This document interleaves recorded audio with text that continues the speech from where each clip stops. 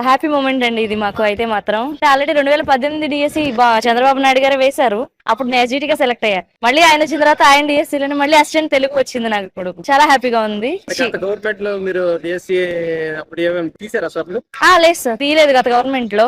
DSC వస్తుందని ఊహించారు అసలు? ఊహించాను sir. అంటే చంద్రబాబు నాయుడు గారు ఫస్ట్ నుంచి చెప్పే మాట అదే. ఆయన హామీ ఇచ్చారు, నిలబెట్టుకున్నారు అంతే. గవర్నమెంట్ మీరు ఏం చెప్తాం అనుకుంటున్నారు? థ్యాంక్స్ చెప్తాను సార్, కృతజ్ఞతలు ఎప్పుడు కృతజ్ఞత చూపిస్తాం గవర్నమెంట్ కి. డిఎస్సి వస్తుందని ఊహించారు అసలు? చంద్రబాబు నాయుడు గారు ప్రస్తుతం పెట్టారు కాబట్టి కంపల్సరీగా క్లియర్ అవుద్దని అయితే నమ్మకం సార్. 100% నమ్మకం. 100% they can achieve. Last 5 years నుంచి లేదు sir. Last 5 years government run చేసినప్పుడు ఒక్క డిఎస్సి కూడా వేయలేదు. అది మాత్రం నిజం. వీళ్ళు ఫస్ట్ గా సంతకం పెట్టినప్పుడు మాత్రం మేము నమ్మాం. అంటే విద్యాశాఖ మంత్రి నారా లోకేష్ గారి పనితీరు ఎలా ఉంది సార్?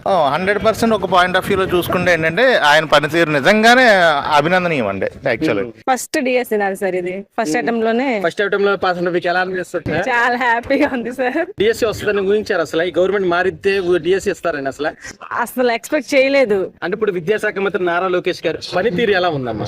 చాలా బాగుంది.